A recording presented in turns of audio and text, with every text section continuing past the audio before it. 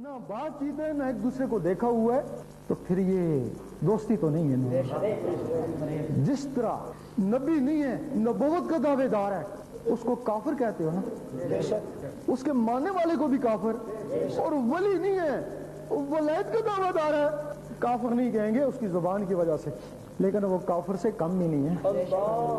वो काफिर तो अपने लिए थे ना, अपना नुकसान कर गया ना, ये तो हजारों लोगों का नुकसान कर गया ना। हम उसे बैत हुए, क्यों बिके? अल्लाह के लिए। और नमाजें हम बगैर बैत के भी पढ़ लेते हैं ना, हम तो बगैर बैत के हाफिज भी हो जाते हैं ना। हम उसे आगे बिके, अल्लाह के लिए बिके ना। तो अल्लाह को ये जिस्म तो नहीं जाता है ना, अल्लाह को तो वो जिस्म के अंदर की चीजें जाती हैं ना। अल्लाह को तो अंदर की गाड़ी चलती है ना। अब उसने अंदर की चीजों को जाया कर दिया ना, अब उसका जिम्मेदार कौन है? वही जिम्मेदार है ना। वो चीजें जिनके लिए अल्लाह ताला फरमाता है मेरी एक मखलूक है जिसको मेरे सिवा कोई नहीं जानता, वो जिसके अंदर है वो भी नहीं जानता। और वही मखलूक जब नूरी आंखों से दुआ मांगती है तो अल्लाह ताला उनकी दुआ कबूल फरमाता है। अब वो तबलीग का हक किसको है? बहत्तर फिरके हैं, तबलीग करते हैं ना, तो एक दूसरे फिर लड़ते हैं, तो तबलीग करते हैं। लड़ते क्यों आपस में? तू भी अल्लाह की राह दिखाता, वो भी अल्लाह की राह दिखाता, लड़ते क्यों? तबलीग के लिए हक उसका है।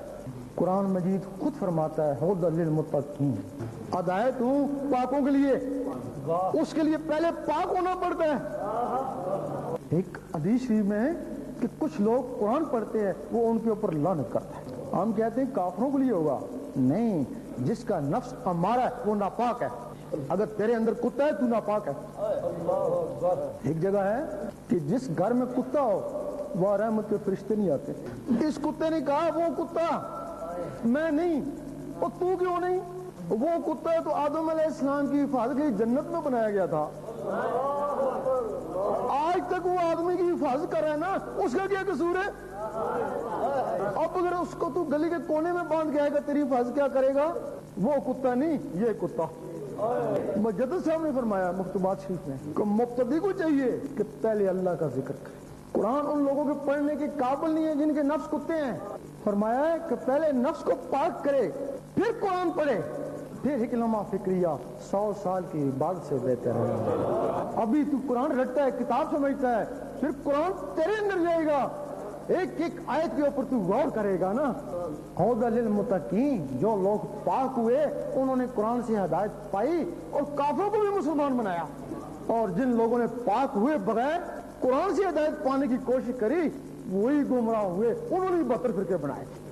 उन लोगों ने, मुत्तकियों ने काफिरों को मुसलमान बनाया। ये तो मुसलमानों को भी काफिर कहते हैं मुसलमानों को भी काफिर। वो भी आलम थे, ये भी आलम है, उनको आलम रब्बानी कहते हैं। लोग उनकी दरबारों को भी जाके चूमते हैं ना। अल्लाह, जहां कोई फितना उठा फौरन पहुंचे, उसको मिटाया। और जिनके नफ्स कुत्ते हैं उनको आलम सू कहते हैं ना। और ये जितना भी फितना फैलाया इन्हीं आलमों ने फैलाया ना भाई। जिनके नफ्स कुत्ते थे उन्होंने फितना फैलाया ना। उस आलम की तौहीन दीन इस्लाम की तौहीन है। अगर तूने आलम रब्बानी की तौहीन की तो दीन इस्लाम की तौहीन है। वो बनी इसराइल के नबियों की मानंद है। और ये जो आलम सू है इसके लिए हुजूर पाक ने फरमाया जहल आलम से डर और बच। असहाबा ने पूछा आलम भी और जहल भी, कि जिसकी जुबान आलम और दिल स्याह यानी जहल हो उसे डर बच और भाग, तो ये किसी फिरके में मुब्तला कर। अब अल्लाह ताला के 99 नाम है, सारे जानते हैं। 98 सिफाती नाम है। 1,24,000 नबी सिफाती इस्मा वाले मिलकर भी इसमें जात वाले को नहीं पहुंच सके। 1,24,000 किधर, हजूर पाक ही किधर, वो मिलकर भी हजूर पाक को नहीं पहुंच सके। क्या राज था? हर नबी को सिफाती इसम मिला। मूसा अलैहिस्सलाम या रहमानो का, ईसा अलैहिस्सलाम या कदूसो, सुलेमान अलैहिस्सलाम या वाहबो, दाऊद अलैहिस्सलाम या वदूदो। बाकी नबी अपने उलुल अज़म मुरसल का कलमा पढ़ते। एक दिन मूसा अलैहिस्सलाम कहा है अल्लाह दीदार दे, जवाब आया ताब नहीं है। वो किसी में ताब होगी, जवाब आया हिक मेरा हबीब और उसकी उम्मत। और सुन्नी शिये का नहीं कहा, उम्मत का कहा। सुन्नी शिये को दीदार नहीं होता है, उम्मती को होता है। मूसा अलैहिस्सलाम ने कहा कि मैं उम्मती के बराबर भी नहीं, जलवा दे देखी जाएगी। जलवा पड़ा, मूसा अलैहिस्सलाम बेहोश हो। क्या वजह है कि मूसा अलैहिस्सलाम इस दुनिया में कोतूर में बेहोश हुए? حضور پاک سامنے جا کے مسکرا رہے ہیں. کیا وجہ تھی؟ موسیٰ علیہ السلام کے جسم میں یا رحمانوں کا صفاتی نور تھا. وہ صفاتی نور ذات کی تاب نہ لا سکا. حضور پاک کے جسم مبارک میں اس میں ذات کا ذاتی نور تھا. ذات کے سامنے مسکرایا. حضور پاک کے طفیل وہ اسم اس امت کو ملا تھا جس کو فضیلت ہوئی. ایک حدیث میں کہ قیامت کے دن امتوں کی پہچان نور سے ہوگی. آپ جو شفاعت کرائیں گے انہی کی کرائیں جو امتی ہے نا.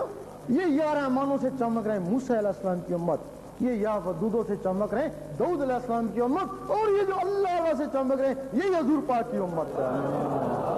اگر تم کو فضیلت ہے تو اس میں ذات سے فضیلت ہے. بنی اسرائیل کے نبی ترس کرے تو یہاں کے تو ولی بھی کہتے ہیں ہم اللہ کا دیدار کرتے ہیں. حضرت امام ابو حنیفہ نے کہا کہ میں نے 99 دفعہ اللہ کو دیکھا. ابراہیم بن ادم نے کہا کہ میں نے 70 مرتبہ رب کا دیدار کیا. اور سلطان بہو فرماتے ہیں کہ میں جب بھی دیکھتا ہوں رب مجھے نظر آتا ہے. تبھی ایک حدیث ہے کہ میرے ولیوں پہ بنی اسرائیل کے نبی بھی رشک کریں گے.